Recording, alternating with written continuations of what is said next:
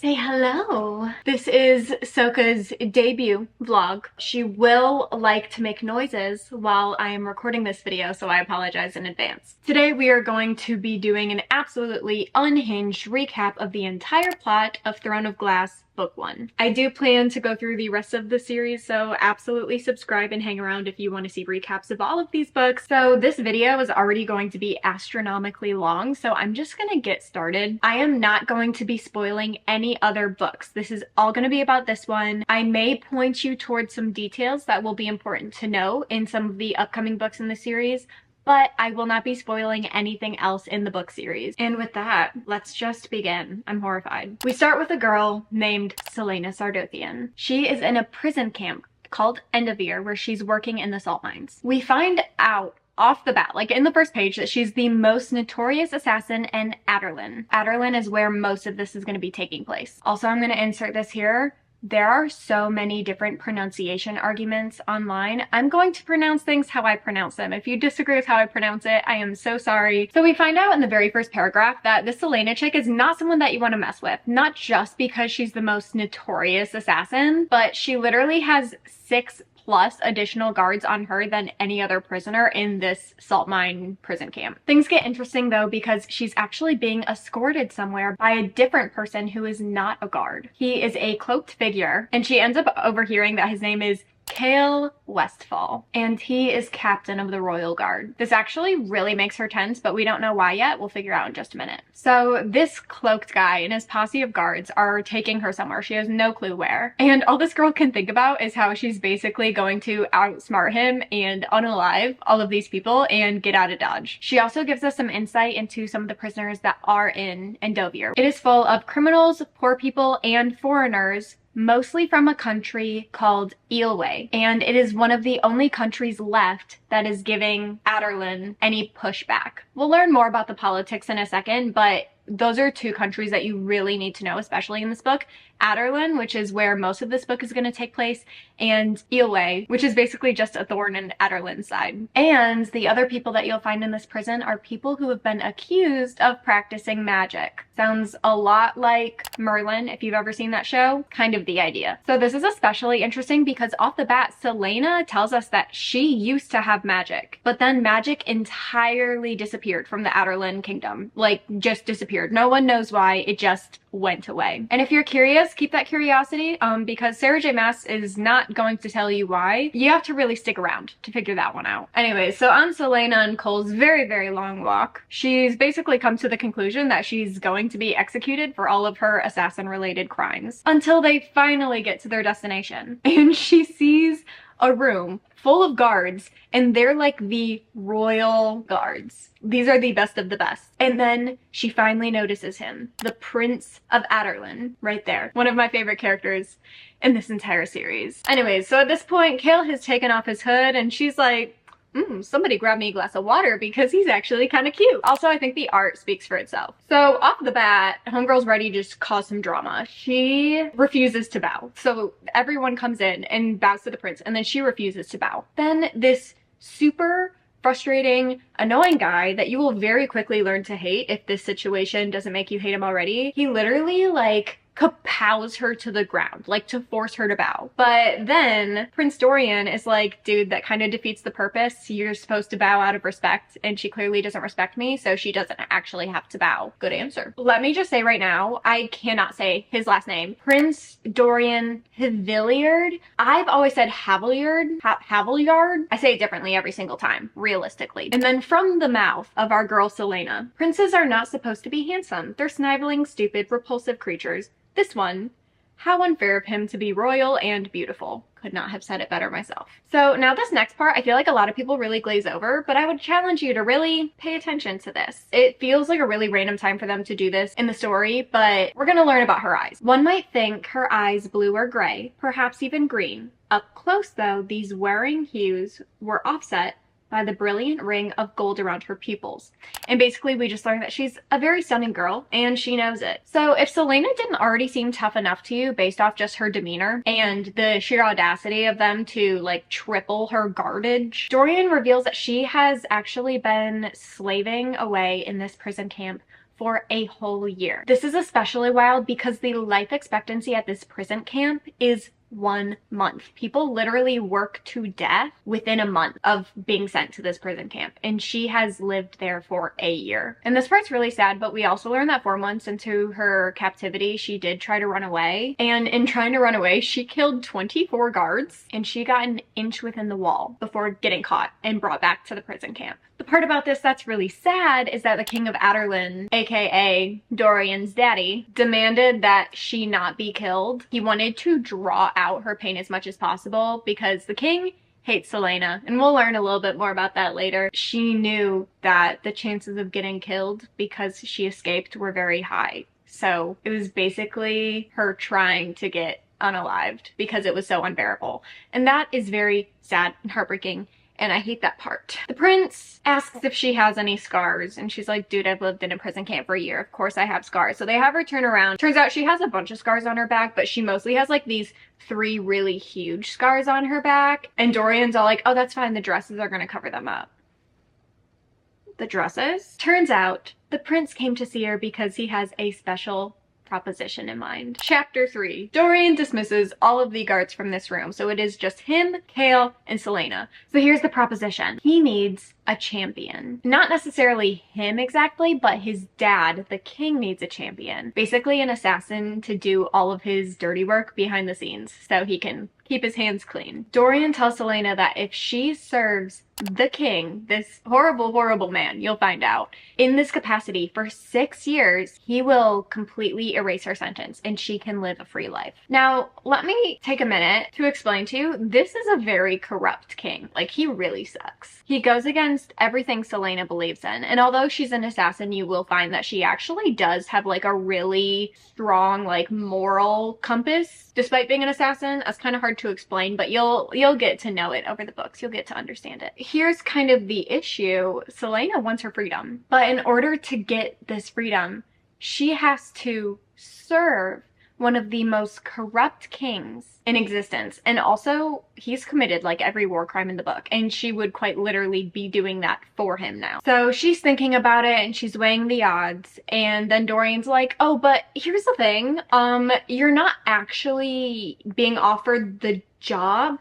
You have to compete for it. Turns out, not only Dorian, but many other men in this Adarlan kingdom are searching high and wide for different assassins and soldiers and warriors, placing them into a competition to become this champion. All of these are people who are basically being offered the same thing as her. Serve in a certain capacity for so long and then you can have your freedom. And if that wasn't already quite the catch, there's another catch. See, the thing is, when the most notorious assassin was caught and put in prison, she was a teenager. Now she's 18, but she was 17 at the time. And a lot of the things that she did, she was like 16 and 17 when she did them. So when Celaena Sardothian was captured, everyone wanted to know the 411. The king was like, oh yeah, it was this woman who blah blah blah. He did not mention that she was a teenage girl, because how humiliating would that be? I love it. I love it so much. So she can't go into the competition as herself because then it would give away that the king lied. So she's going in with like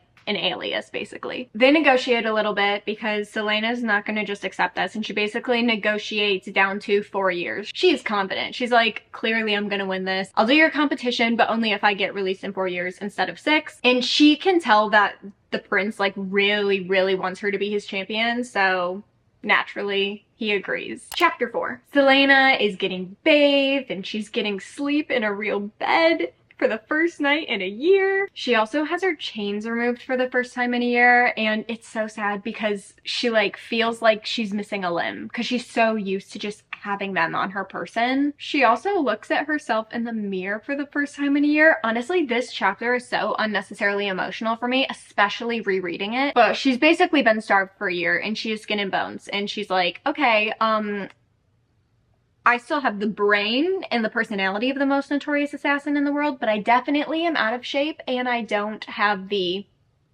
muscles for it anymore. So she's realizing like, oh yeah, I can totally do this, but we've got a lot of work to do. So she finally sleeps in a bed, except for when Chaol comes to pick her up the next morning and like escort her to the Adarlan kingdom. She's sleeping on the floor because the bed was too comfortable. She couldn't sleep. And something about that just like really just rips at your heartstrings. Anyways, the kingdom of Adarlan is not actually close to Endovier. It's a multiple days trip. They're packing up to go, and Celaena sees sunlight for the first time in a year. And she's just like re-experiencing Earth again, and it's honestly really tender. This is also the chapter we find out Celaena is a little bit of a material girl, and when she was an assassin, she made a lot of money. I guess it's a very lucrative field, and she had a lot of nice things, and she's a sucker for nice things, and she's really excited to stay in the castle for a little bit to not only show up all of these other people that she's clearly still the best at what she does, but also because she's gonna get a lot of nice things. And then there's like someone there, I guess, who does like her hair and makes her all pretty, because when she's traveling with like the royal people, she needs to look presentable. And she's like, I still got it. Although as they're packing up and starting to head out, Celaena starts to get a lot of survivor's guilt because she actually really grew to love the people of Eelway and all of the people who were at this camp. She even talks about how, for example, whenever she would get hurt, there were some older Elway people. I guess Elway people. But there would be like a sweet older Elway lady who would then heal all of her lacerations that she got from being tortured and whipped, and like in turn the lady would get punished for like trying to help and heal her, but like she gets survivor's guilt basically, and it's very sad, but it's understandable.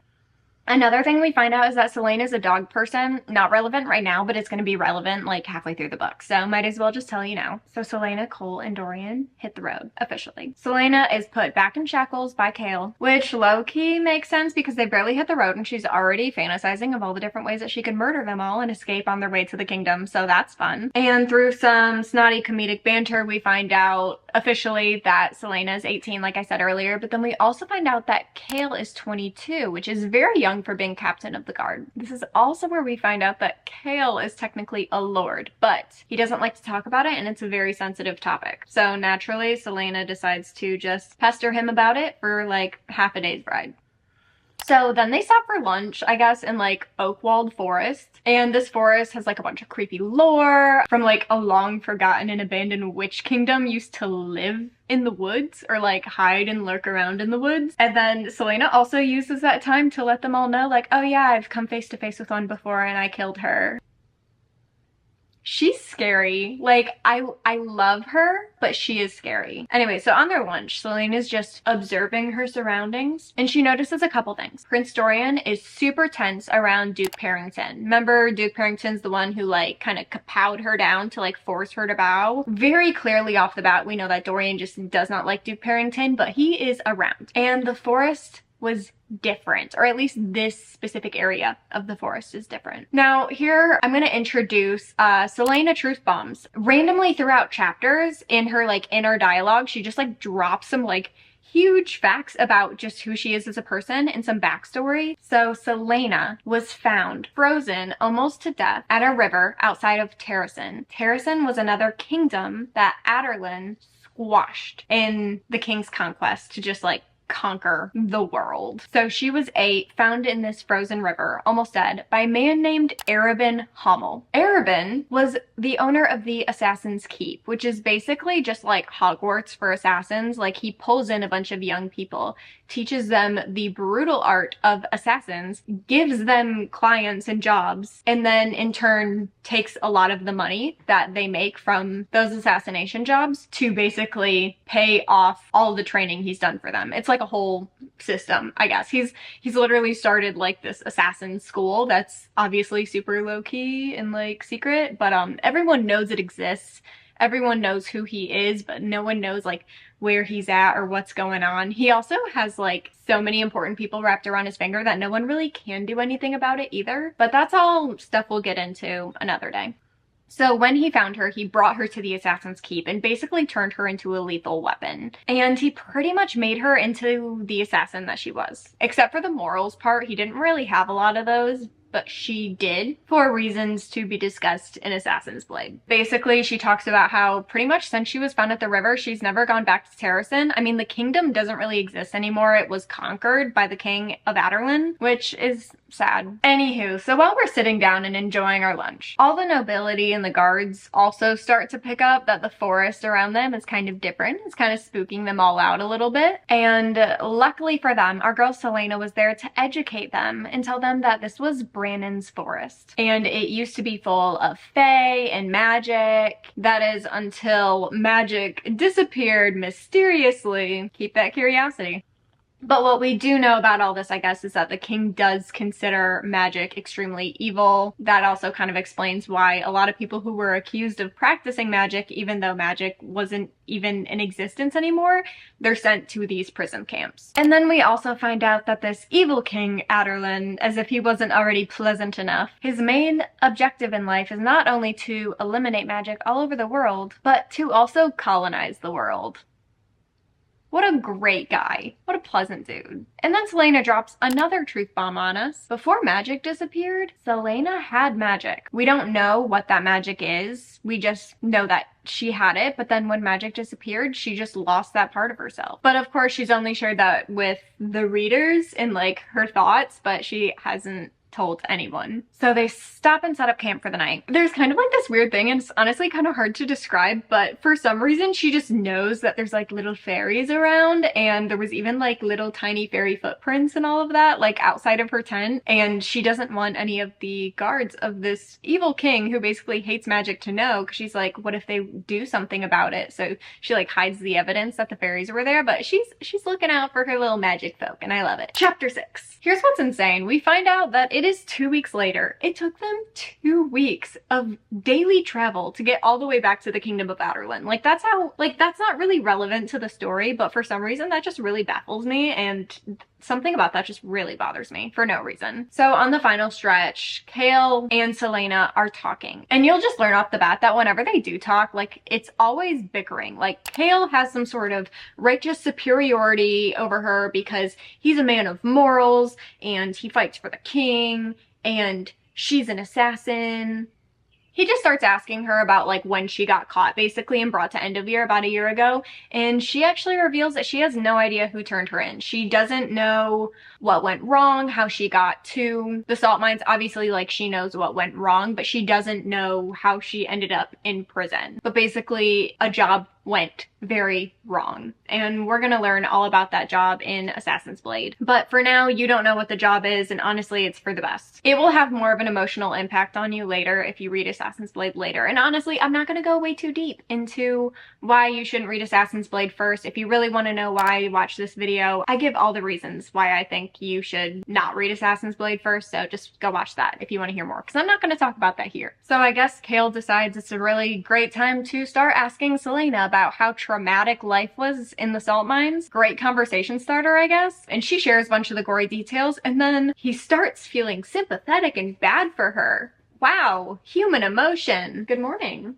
Did you have a nice nap? Oh, I love you. While we're being surprised at Chaol's current actions, Dorian catches himself throwing some glances at Celaena, and he's starting to realize, like, all bathed and stuff, she's kind of a babe. Ooh, do you smell a love triangle coming? You would be correct. But no, it's gotta build up, it's gotta be a slow burn, so hold your horses, we'll get there. And then they finally get to, like, the clearing where they can see the castle in the distance. You can imagine it in your brain, I'm sure. And the castle is made of glass. 100% glass. I mean, we shouldn't be surprised. The series is called Throne of Glass. And yes, the throne is made of glass. Honestly, they should have called this Castle of Glass. That doesn't sound as good though. But I think that's far more impressive than a throne of glass. Chapter 7. So we finally make it to that final stretch, and we're like in the gates of the castle. Mind you, Celaena has been disguised to look like a lady of the court, so naturally there's like a bunch of ladies who are, you know, welcoming the prince back to the kingdom, and they're like,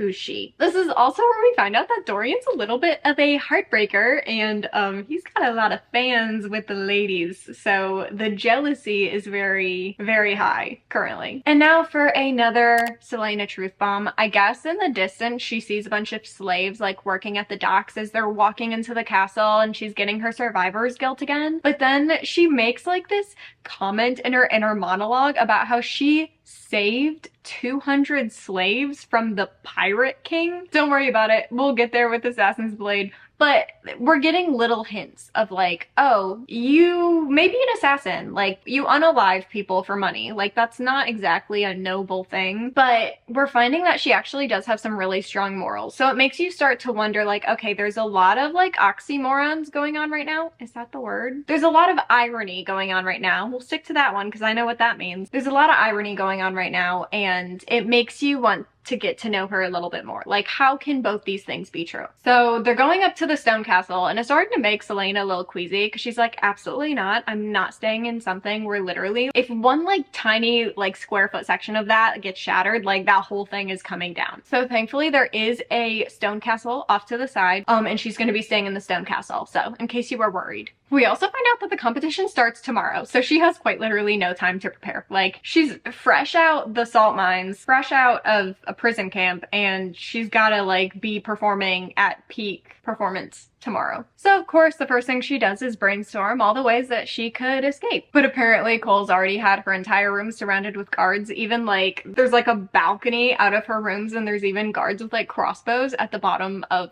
her balcony. She's not getting anywhere. So naturally she makes a bunch of DIY weapons using some stuff that's just like sitting around the room because she's a resourceful lady. And she gets like one of those whole like 1990s makeover montages. And this is also where we meet Philippa. I love Philippa. There's not really any art out there for Philippa because she's such a small character, but she's so underrated and I absolutely love her. She is just the sweet old lady servant maid who's been assigned to take care of Celaena. Something off the bat is that she is so bossy with Celaena. Like, she does not take anything. She's like, let me tell you how it's gonna be. And Celaena's like, if you knew who I was, you wouldn't be talking to me like that. And Philippa's like, I know who you are. You're Celaena Sardothian. You're the most notorious assassin, but I am in charge of you, so we're gonna do this my way. And I just have mad respect for Philippa. She's just, I love her. I love her so much. And now, for the first time in this book, we're gonna jump POVs. Short little lesson for you. POV means points of view. So if I say we're jumping into someone's POV, it means that we are jumping out of Celaena's storyline and we are jumping into a different character storyline. So in this case, we're gonna be jumping to Prince Dorian's POV. So he's with his mother and his father,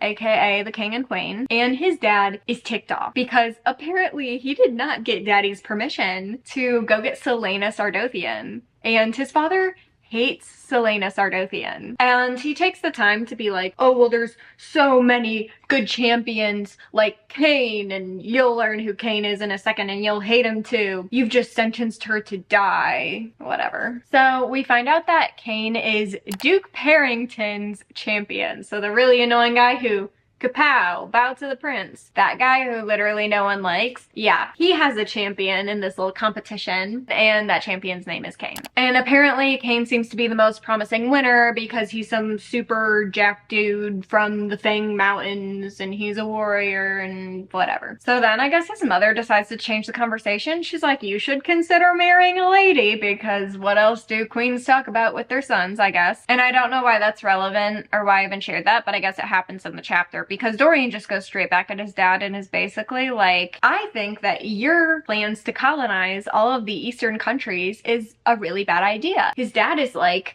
you can't talk to me like that. And then Dorian's all like, stop trying to play God and just like be content with the kingdom that you have and maybe try being a morally sound leader. And his dad is like, excuse me? And then that's kind of where the chapter ends. It does tell us a lot about Dorian. We're finding that although his father is like a horrible king, Dorian himself is not a bad guy. Not fully justified in all of his actions for sure, but definitely compared to his father, like he's making a lot better decisions. And now for chapter 8. Celaena, obviously being escorted by Chaol and a couple other guards, they're just like exploring the stone castle. And in their little banter, we learn that Holland, who is basically Dorian's little brother, he's like a little demon child. Like, he's actually the worst. Like, he's done horrible things. Like, He is gnarly, just evil. And like, people are so terrified that if he ever became king, like, he would be worse than his father. I think they mentioned that Holland's like 8 years old, so the fact that he's like already expected to be that evil of a ruler and he's only like 8 years old is kind of like a lot. And I just think it's funny to mention, realistically, it does not play a role in any of the Throne of Glass books. Like, I honestly don't know why it's in here, but you know, it just gives us a well-rounded view of why it's so important for Dorian to get married and have kids, I guess. So they run into this clock tower made of black stone in the gardens of the castle. And it has like all these like stone gargoyles around the clock faces of the clock tower. And all we know is that it's really weird and spooky and that the king had it put up like a couple years ago and that it was all made around the time that Dorian was born. So by a couple years, I mean like 18, 19 years. Something else about this clock tower that's really important is that Celaena notices that there's a bunch of really weird like symbols and markings engraved into the stone all around this clock tower. She has no clue what they mean. She asks Cole, dang it, his name is Chaol. I apologize. I'm probably gonna call him Cole a couple times because I called him Cole for a really long time and then someone corrected me and it is Chaol, but I still say it wrong sometimes. So Chaol also has no idea what these markings are and he assumes they're just for decoration. They move on. So back in the castle, we find the library. And if you didn't already love Celaena enough, you learn that she loves to read and she loves books and she loves the library. So all the more reason to love her. And she's obsessed with this library because not only is it beautiful and it has like all the books she could ever want, it has over 2 million books in it. So she wants to read the books, but Chaol's a jerk and he's just like, you're an assassin. What do you know about reading? Why you enjoy reading? I thought you just enjoyed killing people. Like, first of all, jerk. Second of all, she's like, of course I love to read. Like, I'm actually a really smart person. And then he's like, oh, well, this is for people of the court and you're not a person of the court, even if we're telling people that you're a person of the court. Which is also dumb because literally in the same breath, he also admits that reading is out of style and no one in the kingdom is even reading these books. They're just all kind of sitting there and he won't let her read them just because of some prejudice he has against her. We love that. That's awesome. So she does what any smart girl would do and she goes back to her room and she gets a paper and pen and she decides to write a letter to our one and only Prince Dorian. And she basically scolds him for having a huge library that no one uses and says that it is practically his duty to make sure that those books are well loved and read, so she should be able to rent some books from the library. Dorian surprisingly not only gives her permission to get books, but also sends over some copies of his favorite books. And then basically says, yeah, you can read any of the books in my library, but you have to read these first because I really would like someone to talk about with them. So we basically find out that Dorian's a reader too. Tiniest little detail, but in his letters, he addresses her, my truest assassin. And something about that is just, that's just cute.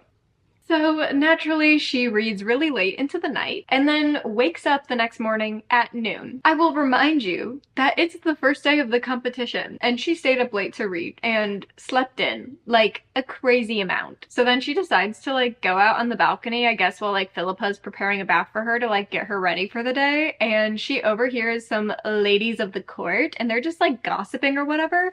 And they bring her up. They're like, oh, did you see that one girl that like came in with Dorian and like his posse? He's been away for so long and he comes back and he brings this girl with him. And one of the girls that we'll find out who she is in just a minute, but she's like, I hear that she's the prince's harlot. And Celaena's like, absolutely not. So she takes a flower pot from her balcony and literally like and launches it. And it almost lands on this girl, but she did that on purpose because she was like, I think that'll be the last time she'll be gossiping about me.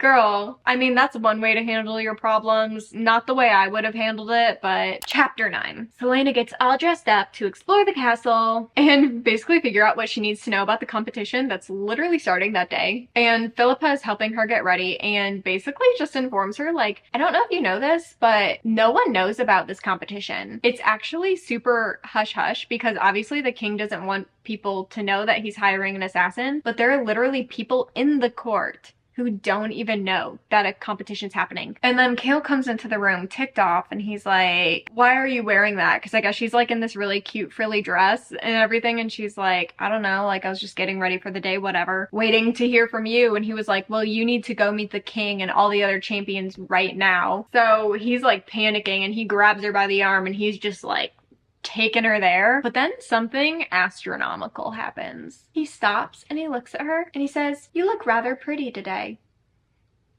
This book does things to me. So Celaena finally meets the king, and she's also meeting all of the champions, and what do you guess? Everyone there is a jerk, and everyone there is also a man. She is the only woman present. There are 23 other competitors, and according to what Celaena's noticed, they are all brawn, no brains. So just basically a bunch of really strong warriors who are just dumb as rocks. Off the bat, she's sized up by everyone because not only is she the only woman there, but she's literally been starved for a year, so she is absolutely insanely thin. And then on top of that, she didn't really know what was going on, and she was gonna explore the castle as a lady of the court, so she was wearing some like cute little frilly gown, and of course they're all wearing like fighting leathers and all of that. A whole lot of inconvenient things. So Celaena, of course, is like second guessing everything, but also she's like, well, it was either that or staying at the salt mine, so let's just see what happens. The king announces that the competition is going to be 13 weeks. There's going to be a challenge or a trial once a week where a champion will be eliminated every single week. There will also be surprise trials sprinkled in here and there. And then they're also informed that the trials are deadly, and it's highly likely you're gonna die in one of these trials if you don't just lose and get sent home eliminated. And then once there are only 4 champions left, they're going to basically have a dueling tournament, and then whoever wins that becomes the king's champion. Can I help you? Oh, thank you.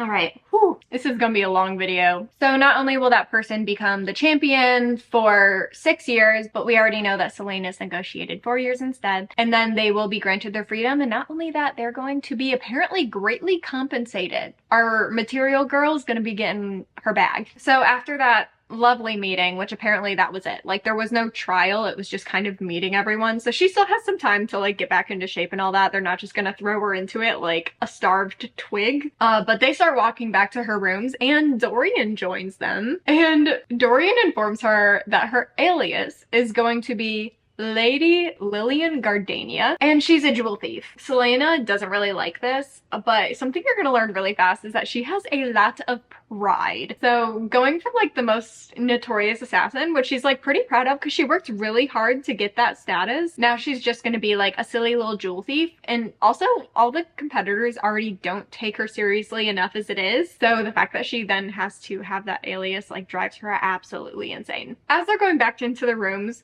they run into Lady Chaol. Lady Chaol is the lady that Celaena threw a flower pot at earlier today. And she's like the queen of gossip, basically, in the court. She's very obnoxious, and she is not a girl's girl, and we find out pretty quickly that she's like obsessed with Dorian. And we also find out that she would literally murder to be his queen. Literally. But that's besides the point. It's almost comedic how obsessed she is with Dorian and how very little interest Dorian is showing in Chaol. Chaol very quickly picks up that not only is Lady Lillian, aka Celaena, beautiful, but Dorian seems like really interested and protective of her because she's his champion, but obviously Chaol doesn't know that because no one knows about the competition and she thinks she's just a lady in waiting. And so Chaol's just crazy jealous. Like it's actually really funny. See, this is why I need you to just read the book, because realistically, if I could just read the book to you from beginning to end, I would. That's how good it is. Like every detail, phenomenal.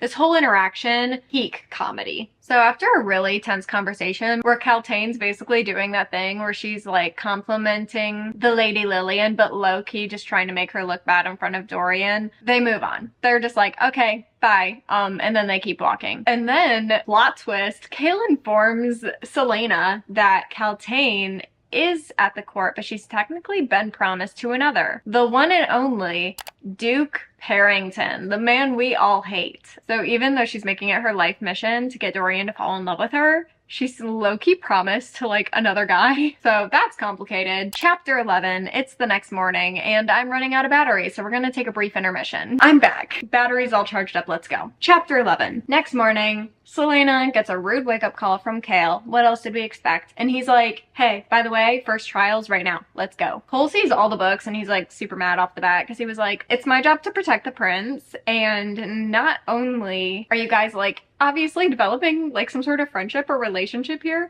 you're writing him letters and I don't know about it. I'm literally his like protective detail. I should know these things. He's not jealous. at all. No.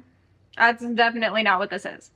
So anyways, we're officially at the first trial. She shows up to the barracks and all the other champions are out, as well as an insane collection of weapons, which is not really smart in a room of 24 assassin warrior people. And Cole just tells her to like pick any weapon. So naturally she goes for the sword because she's iconic. And Cole's like, all right, let's spar just for some practice. Celaena finds out very quickly just how out of shape she is, but she does pick up things fairly quickly while sparring with Chaol. So don't worry about it. Even though he's stronger, she's obviously a lot smaller and way quicker than him. They're actually like pretty equally skilled, but he does totally end up like kicking her feet from under her and making her just like, you know, knockout, which she's not happy about because everyone's there watching and they're just really just picking her out as the weak link at this point. It's also one of those things that like, you can tell they can't stand each other, Chaol and Celaena, but at the same time, like they're both really enjoying the fact that they're finally able to duel with someone who actually is like at their level and they're actually low-key having a really good time with it. Chapter 12, after sparring for a bit, the weapons master comes out and his name is Brullo. I've always said Brullo, so that's what we're gonna stick with.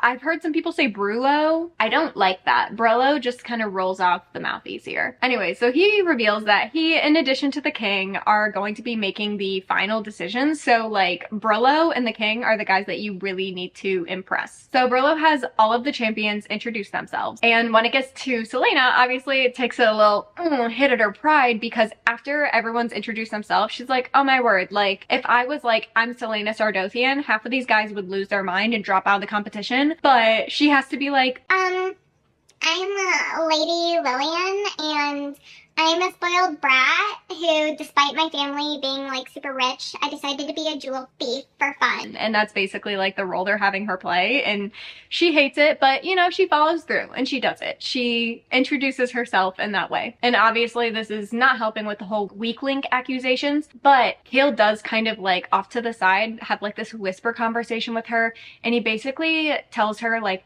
no one here knows that you're Celaena Sardothian except for the king, Dorian, and I. Realistically, if she is good enough to stay in the competition, so not get eliminated, but if she doesn't perform to her full potential, it's not going to be until they're the final four in those last duelings that she can actually reveal who she is. She can use being the weak link to her advantage. Like she can be a secret weapon and she can surprise them all. Like let them underestimate her and kind of fly under the radar and then win the whole thing because of them all assuming nothing I have to worry about. Honestly, genius strategy on Cole's part. So a bunch of the competitors are listed, but there's only really 3 that you need to know. So there's Kane. We've already talked about him. He's Perrington's champion, and he is a trained warrior in the king's army, and he's from the Great Fang Mountain tribe, I think, something like that. Then there's Knox. Knox is actually an assassin who Celaena has heard of before, which she actually can't say about any of the other champions, so that's at least saying something. I don't think she says why she's heard his name. We just know that she's heard of him before. And then there's Grave.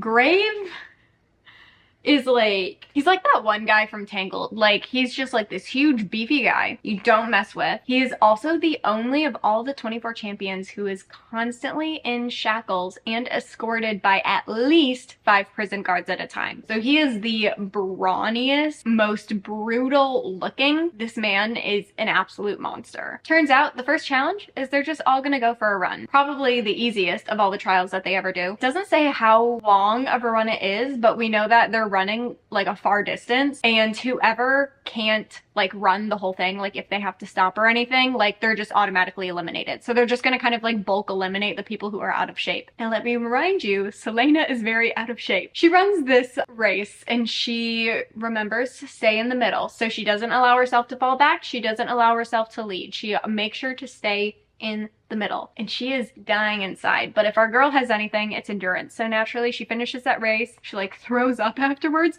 but she makes it. And then Chaol, who sees her throwing up after the whole thing, because she like, I guess like went into the woods behind the trees so no one else would see her, you know, like to not help with those weak link accusations. But Chaol obviously somehow found out that she threw up in the woods, and he's like, you and I are gonna go running every single morning from now on until this competition's over.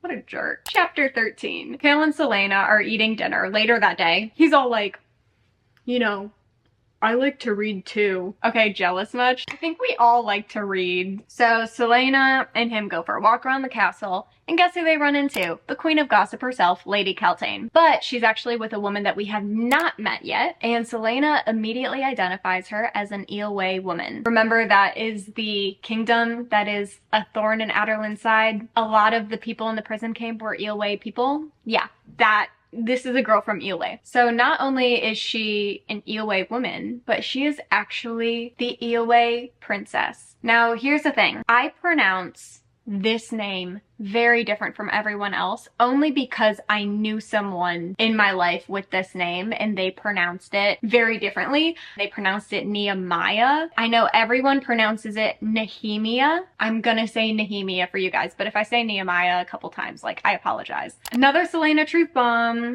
She can speak Eoway. What in the world? She greets Nehemia in Eoway because she picks up off the bat that she doesn't really know the common tongue very well. And a side note, they always just refer to it as the common tongue. I have no idea what language the people of Adarlan speak. Whenever we talk about other languages, they have a name for those languages. So if I ever say the common tongue, they're speaking whatever they speak in Adarlan. What I love is that Nehemia and Selena like automatically hit it off. Like, their personalities are perfect. And one of the things that they really have in common is how annoying they find Calain. So Nehemia is just trying to get away from Calain at this point, who I guess has been tasked in showing her around the castle. But also in the language, Selena asks basically, what are you doing here? And the princess is of course being all diplomatic about like, he's been so gracious and he's invited me here as a guest, but low-key gives away like, I don't know why I'm here, but I definitely have my own agendas for being here. And basically just shares like, she agrees the king is trash and he's literally trying to squash her country in his life mission to just colonize the world. So she's here for very diplomatic reasons that we just are slowly gonna figure out. Nehemia hates it here. The common tongue is not her first language. On top of that, the food is different, the culture's different, everything's different. And Selena is really the only person she's come across that she actually feels comfortable around. So she basically just demands like, this girl's coming with me. As you can imagine, Nehemia is not supposed to know about the competition, let alone that she's Selena Sardothian. So she thinks, oh, this is a lady in waiting in the court, and I don't like Calain, who is a lady in waiting in court. I'd prefer to hang out with Lillian. So like, what's the big deal if I ditch Calain and hang out with Lillian? Because she's an assassin and we can't leave you alone with her in case she might kill you and start a war. That's a little complicated. But honestly, Selena even enjoys Nehemia's company, so she's like, what's the big deal? I'm not gonna her. Like, I actually enjoy her company. Why would I do that? Like, there's someone here that I actually want to spend time with. Naturally, Chaol just shuts it down and he's like, actually, me and Lady Lillian have to go. So he books it off with her. And then while they're eating dinner, we kind of get like a little peek into Chaol's brain, and he kind of slowly admitting to himself that he might actually enjoy Selena's company. Whoa.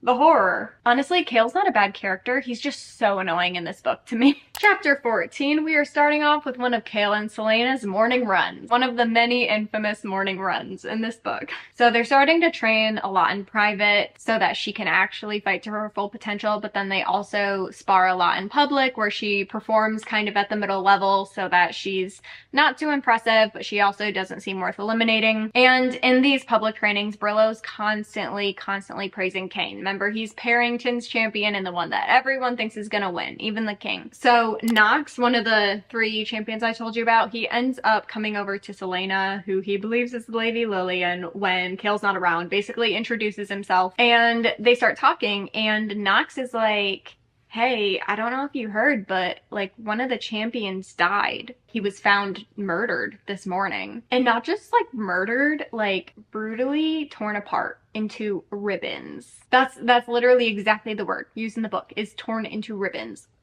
Knox and Selena decide to work on their target practice together, and Knox is okay and Lillian's pretending to be bad. And Knox basically is like, why are you pretending to be bad at this? She was like, I think you know why. And he was like, yeah, I kind of know why. And she was like, but I can give you some pointers. And he was like, yeah. So they have like a little throwing lesson and they're friends now. Love that for them. While talking, they discover that he is from Perrinth, which is a city that was in Terrasen. And Terrasen's the kingdom that Selena was from before it was conquered by the king of Adarlan. So Cool fun fact about Knox. Later that night, Chaol decides to come to Celaena's chambers, and she tries to ask him about the murdered champion, because she's like, well, technically, isn't that your job to look into that? And we find out that it is, and he's being super cagey and secretive about everything regarding that. And I guess he keeps trying to change the conversation to books, and she's like, that's me and Dorian's thing. You're gonna have to talk to me about these murders. But he's like not caving at all. So she decides to ask about his relationship with Dorian. She's like, you guys seem really close, like closer than a guard with a prince, typically. And he basically reveals that they grew up together and they've always been super close. So when Dorian asked him to be his captain of the guard, he couldn't say no. That's why he's like not technically considered a lord anymore, because he was a lord who was gonna inherit from his father. But in order to become the prince's guard, he had to surrender all of that, basically. And his dad is not happy about that, but that was just the decision that Chaol made for himself and for his best friend Dorian. And that, I guess, is a redeeming quality. And I guess to get even, Chaol makes Celaena tell him about her past, which is so dumb to me because he literally hates everything about her. And then he's like, oh, so tell me all about your past and all the things that my emotional intelligence can't handle. And then he gets mad at her. I don't know. It's all really weird. Makes no sense to me in this book. He picks fights and then gets mad at her that they're fighting. She does end up telling him, though, about her story about basically being found frozen in the river, and that her kingdom that she did live in had been conquered by Adarlan, and that Arobin Hamel found her and basically made her into the assassin that she is. So he does kind of have a moment where he's like, oh shoot, like maybe it isn't your fault that you're like this. Maybe you didn't really have a choice. But then, of course, instead of having a human feeling, he decides to be like, oh, by the way, there's a challenge tomorrow, good night. And then he leaves. Chapter 15. Celaena arrives to the very first trial. As they get there, there's this super ominous curtain. Obviously all the champions are there, but also all the nobles that are sponsoring champions are there as well, and Dorian's there to like come and watch things, and Celaena sees him and she's all like and then she has butterflies, and then you're like, oh no, that's happening. But she can't get distracted. She has to perfectly perform mid at this trial, so she needs to get her act together. So after this super long and unnecessary dramatic reveal, they finally pull back the curtain and there's a bunch of targets, and their first challenge is archery. So they all get 5 shots and there's 5 targets, but every target gets smaller and further away as you go. And basically whoever does the worst gets sent home. As they're about to start, Chaol of course comes over and he's like, remember, do well, but don't do too well. So Knox is actually one of the first ones to go, and he does pretty well thanks to his little lessons that he took with Celaena. Good for him. This is also the point where they make it pretty clear, like, okay, Knox and Celaena are allies. They got each other's backs, so this is good. Then Cain goes after him and absolutely crushes it. 5 perfect targets. Could not have done better. It's annoying, but it is what it is. Celaena's the last to go, and at this point she's seen so many people do well, and she's seen how much praise Cain has gotten, and she's just seething at this point. Her pride can't handle it, so you know what she does? She makes 5 perfect targets. I'm sure she did it in the most like aggressive and female ragey kind of way, because literally everyone just goes silent and they're like, Lady Lillian, where did this come from? Of course Chaol's like ticked off because she showed her hand, and then Dorian just starts like cracking up laughing, which I love. Chapter 16. Celaena and Chaol are, surprise, surprise, on one of their morning runs. Chaol is obviously still mad at her for not going along with the plan and basically showing everyone up in archery. So he's like pushing her now. Like, these runs are getting brutal. He's pushing her to her breaking point. He's basically like using it as punitive action. Celaena catches Cole staring, except for he's not staring at her like that. He is just staring at 3 scars down her back. So Chaol is looking at these scars and starting to feel sympathetic, but then he goes from sympathetic to class A jerk because he says, what did you do to deserve those? Makes me so mad. Celaena has the best clapback. She says, no one deserves to be whipped like an animal. Is she wrong? No, she is not. So she tells him about how she received almost all of her scars at Endovier, the Eoway women that I told you about who would help her heal the scars and how they would get murdered for helping her heal them. She decides to tell Chaol that story, and he starts to be more sympathetic, I guess. But I mean, talk about the bare minimum. Like, I would hope you'd be sympathetic to someone getting tortured. Oh well. Another potential growing moment for Chaol that just doesn't stick.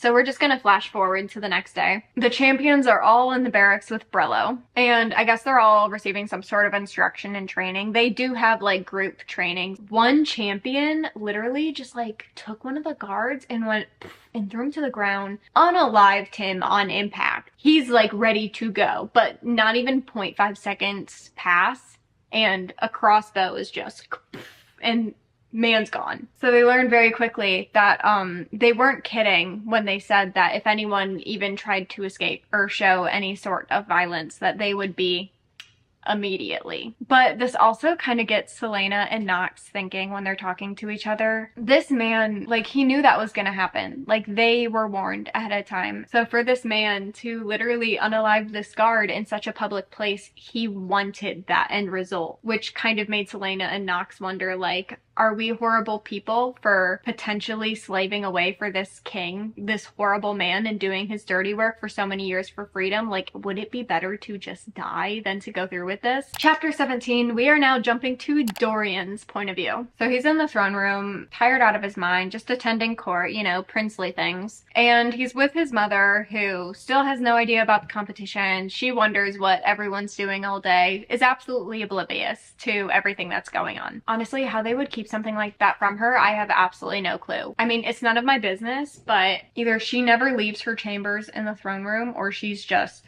dumb as a rock. So we learn a couple things from their conversation. One, we learn that Holland is away at like a boarding school of sorts, which, remember, that's like the demon child little brother. And then Dorian gets even more stressed out because his mom starts bringing up the, hey, you should marry a lady and have some heirs. And she even suggests the Princess Nehemia. But then she jokes that that would never happen because she's super judgmental of the Eelway people and she just hates them and she's very prejudiced. She knows that her husband hates Eelway people too. And that actually makes Dorian go, well, maybe I would marry her. Obviously he's not going to because he's not into her like that and he really doesn't want to do the whole arranged marriage thing, which, wow, that's an original plot line. But yeah, anyway, so they keep talking and basically turns out like Mother Queen has literally assembled a list. Like she literally on a piece of paper wrote a list of all of the available ladies that she believes to be fertile. How she would have that information, I have no clue, but that is also none of my business. Then she was like, you know who would be a really great fit for you if she wasn't already promised to the Duke Perrington? Lady Calain. I'm sorry.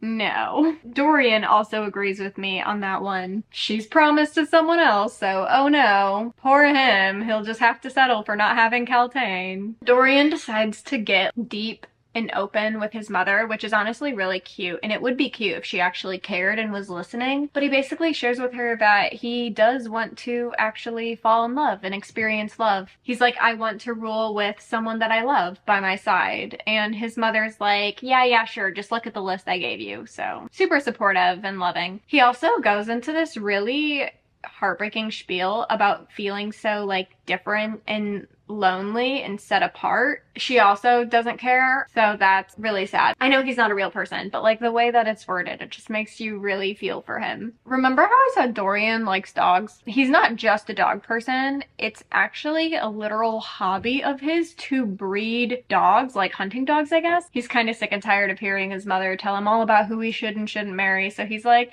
I'm just gonna go down to the kennels. So as he's walking down to the kennels, he walks past the barracks, and guess what he sees? Celaena. And she's sword fighting against 4 different guards at once. She's crushing it. She's doing a great job. I'm sure all 4 of those guards were just sweating. So Dorian is just creepily lurking and just like admiring her and her assassin prowess. I don't know. It's weird, but it's kind of cute at the same time, you know? He's like realizing like, oh shoot, I kind of maybe really like her. And then in his peripheral, he sees the Princess Nehemia with Celaena. At this point, why Nehemia didn't pick up on how are you this good at sword fighting as a lady, I don't know how she didn't pick that up, but apparently that was not cued in yet, which is crazy because Nehemia is a very smart woman. It just kind of occurs to him like, okay, this is a guest of the crown and this is the most notorious assassin in the kingdom and she's currently dueling with a sword and she's within arm's reach of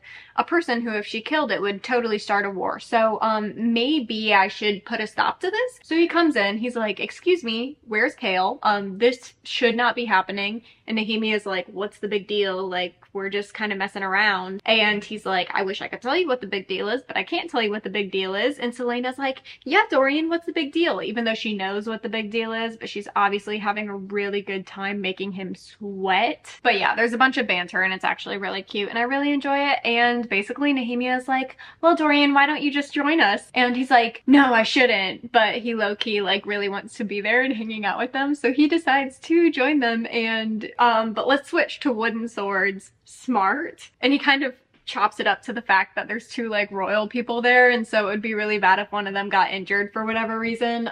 So they all switch to wooden swords, and then like Nehemia and Celaena and Dorian are like having like a play for fun sword fight. Like, I don't know, it's cute. That's the hard thing about explaining fantasy books sometimes. Like, there's so many things that are just adorable, but like when I summarize them like this, it just sounds so weird. So we are finally back to Celaena's point of view. Same scenario, they're all sword fighting and stuff, but now we're in Celaena's head and prepare to start kicking and screaming because she has the biggest crush on Dorian and she's just not even denying it at this point. Celaena's gonna drop another Celaena truth bomb. She admits that she has loved someone before. Not saying she loves Dorian, but basically thinking romantically. She's been in love with someone before and he was actually an assassin, just like her. But she also reveals that he is now dead. It's a bunch of wild stuff and she'll tell us more about it later, or I guess she'll tell Dorian more about it later. As the three of them are having the time of their life, having their little fun sword fight, Chaol shows up.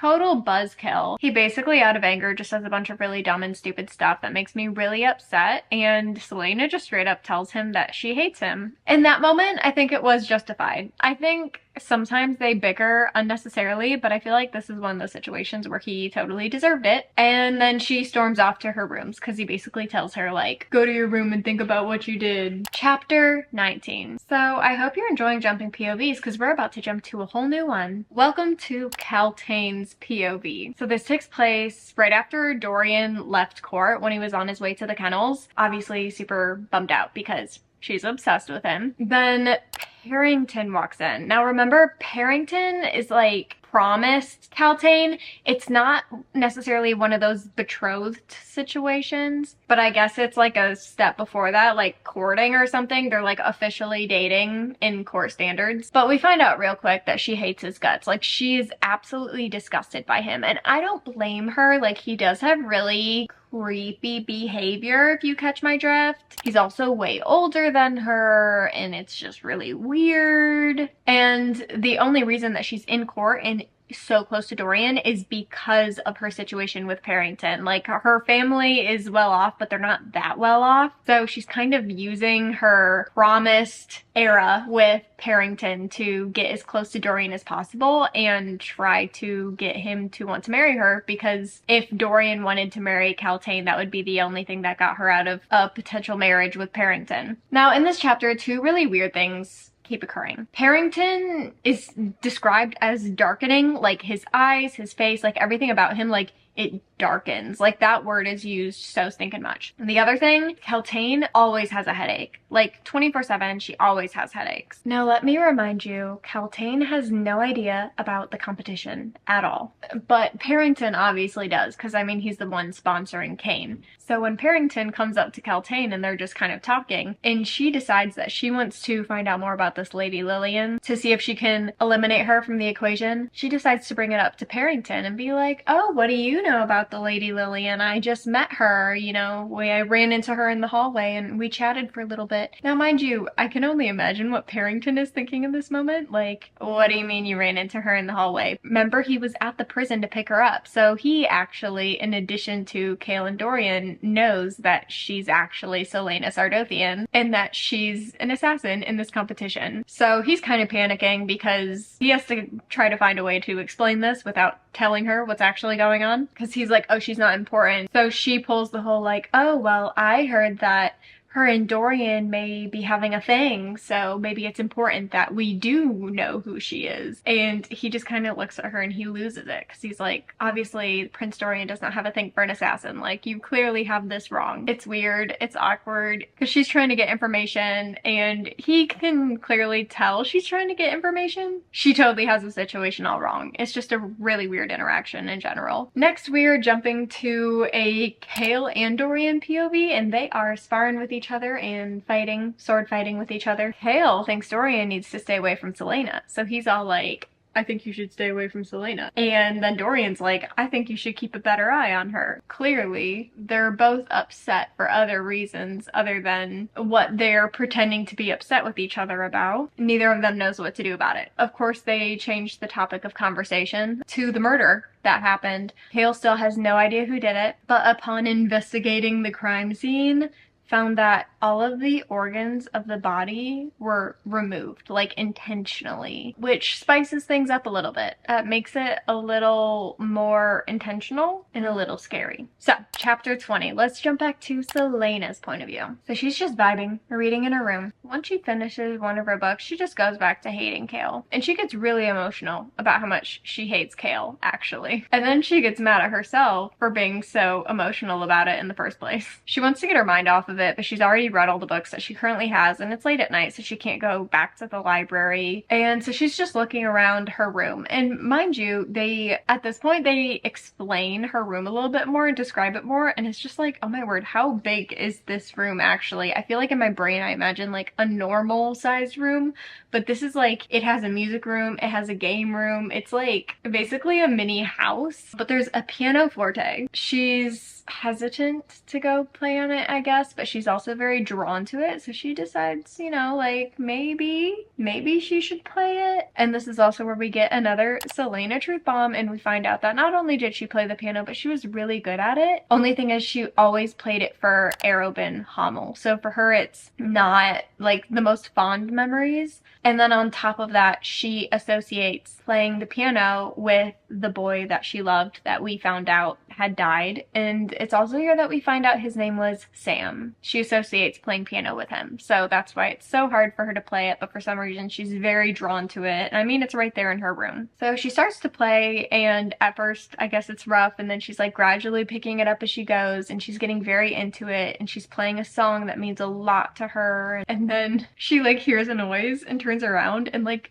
Dorian has been standing in the door just like watching her play. He tells her like that it's beautiful and where did she learn to play. She was in a very vulnerable moment and she didn't want to be overheard by anyone, so she's getting very defensive and kind of like, please leave me alone, like that wasn't really for you to hear, you know, like don't come into my rooms uninvited please. But he's a shameless flirt, so he somehow manages to flirt his way out of this one, but he tries to tease her like into playing more piano for him or whatever. And thankfully, eventually, he does pick up that it's a sensitive topic and he should probably let it go. So thankfully he does. As he's leaving, Celaena does decide to open up a little bit. I don't know if it's because she already was pretty vulnerable playing for him in the first place, but she decides to share basically that the song reminded her of the man that she used to love, Sam. Now I'm sad.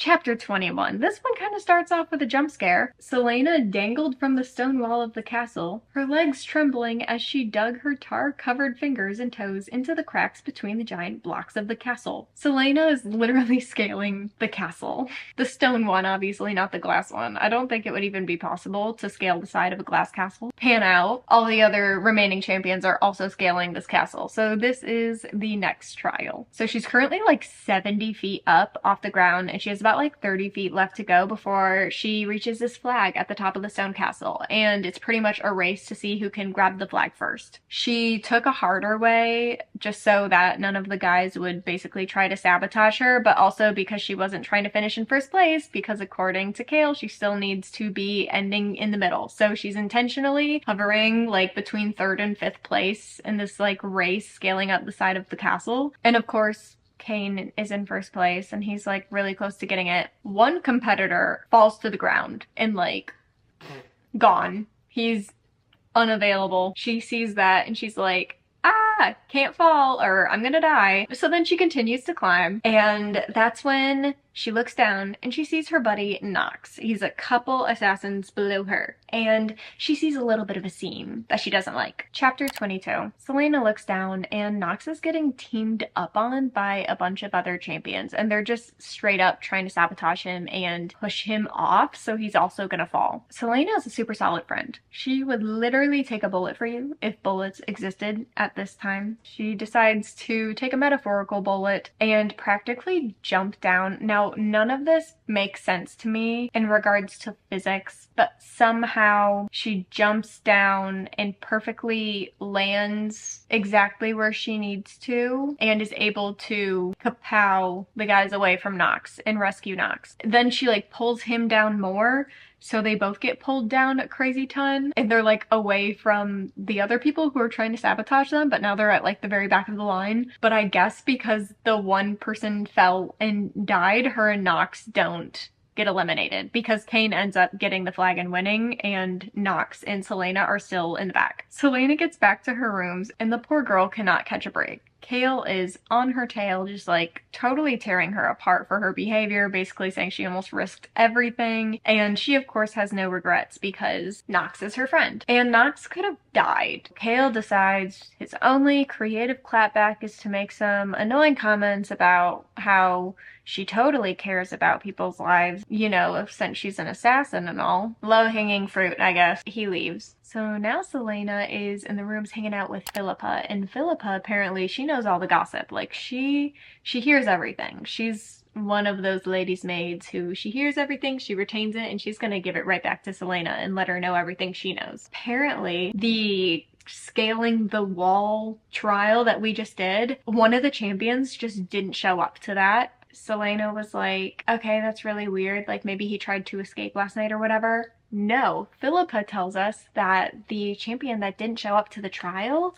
was murdered last night. And that murder scene almost exactly matched the last murder. 2 champions have been murdered brutally in the same exact way. Now we're gonna flash forward 2 weeks. We did miss 2 trials. One was in stealth and one was in tracking. I have no idea how in the world they would do that, which I'm assuming is why we passed that time, because that probably would not have been very fun to read. She stays performing in the middle just like Chaol told her to. There were eliminations, but she wasn't even close to being eliminated, so we're all good. This is also like this really fun moment where Celaena basically feels like she's finally gotten back to the point of health she was before she got sent to the salt mines. Now not only is she able to keep up with Chaol when they spar and when they do their runs together, but she's actually starting to outperform him. We also learned that Dorian has not really stopped by to see Celaena or talk to her at all over these 2 weeks, but he's at both the trials and he still gives her like little smiles and winks and is a shameless flirt as always. And she gets butterflies and all that, all the cute things. Honestly, for me, I feel like the end of this chapter is where it starts to get really interesting, because Celaena for the very first time admits to herself that at this point, now that there's only so many champions left, she's starting to really see all of their different skill sets, and she's starting to actually doubt whether or not she can win, even at full health.